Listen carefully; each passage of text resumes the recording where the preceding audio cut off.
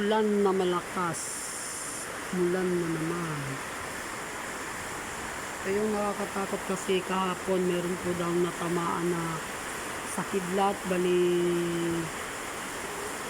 hindi ko alam pero sa balita parang 3 ata yung natamaan ng kidlat. So sa ngayon po dito sa may Cagayan de Oro City, almost mag 3 PM na po ng hapon, ganito po kalakas yung ulan at saka medyo mahangin din po.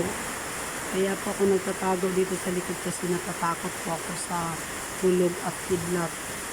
Alam mo naman pag kidlat, delikado talaga masyado. Dito lang po sa bagay, dito po naman yung kwarto namin sa likod. Nasa likod po kami, diba? Nakakatakot po kasi parang yung yero, parang lumipad sa lakas ng ulan at saka mahangin din po siya.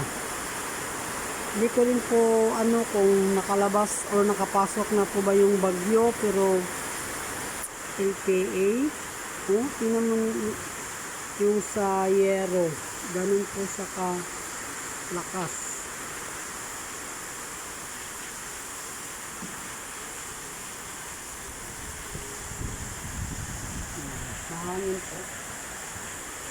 Mahangin po talaga sa labas.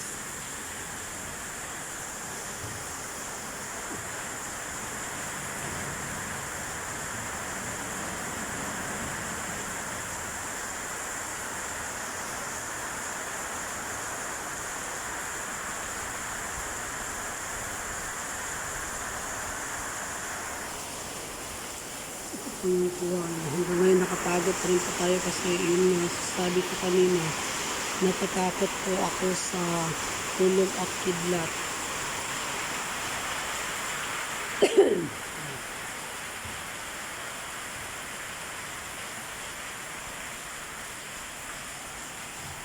Ngayon parang humupa na rin po yung ulan, siguro baka hinto. Naririnig niyo po ba yung kulog? Masyadong malakas. Kaya po ako pag ulan talaga dito ako lumalabas, talagang nasa loob lang po talaga ako ng kwarto kasi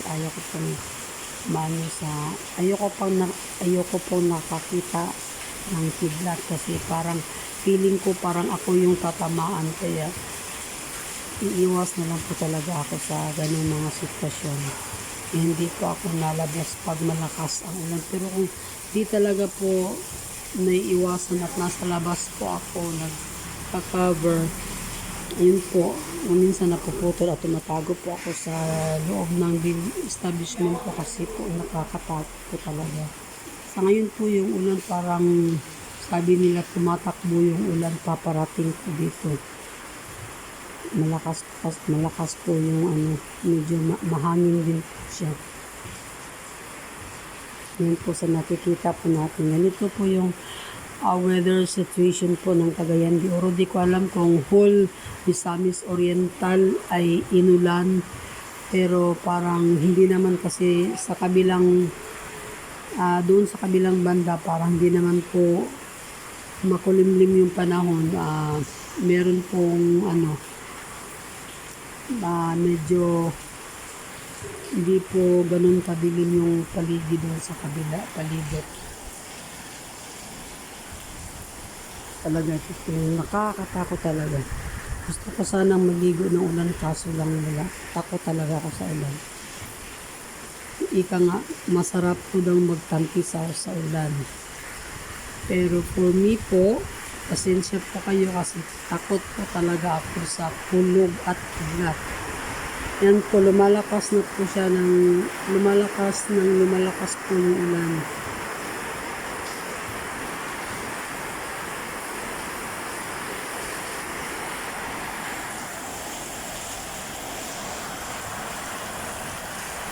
Dito lang po yung shoot natin kasi ayoko pong sa labas, ayoko pong lumabas kasi yun nga talaga takot-takot. Pero sana po ingat po sa mga kababayan natin dito sa may sa CDO, sa entire Mindanao at saka sa buong mundo. Kung dinadanas po o kung may ulan po sa lugar nyo, dapat ano po tayo, maging alisto po tayo, maging mapamatyaw sa paligid o sa palibot natin kasi hindi po natin tansya kung ano pong nangyayari sa lalong-lalo na sa pagtag-ulan. Hindi po natin alam kung meron po tayong mga weather forecaster or nagbabalita po sila palagi sa panahon, pero pag nature na po yung gumagawa, hindi po natin talaga napipigilan yung ulan. At saka ingat po kasi sa mga landslide, sa mga mudslide, hindi po yan naiiwasan sa mga pagguho ng lupa at sa mga baha-baha. So ingat po mga kababayan. Huwag po tayong lumabas pag wala po tayong gagawin sa labas. Dapat nasa bahay lang po tayo at kung ano yung gagawin natin po sa bahay, dapat yun na lang po para hindi po natin ma-experience yung malakas na ulan at saka hangin. At yun lang po sa ngayon. Maraming salamat po sa inyong panunood ng aking vlog. Ito po huwag niyo pong kalimutang mag-follow, like, and share sa Atin's True Vlog, Atin's Life Journey sa Facebook page po. Meron po din po tayo. Salamat po sa inyong panunood at suportahan niyo po ang aking munting channel. God bless everyone.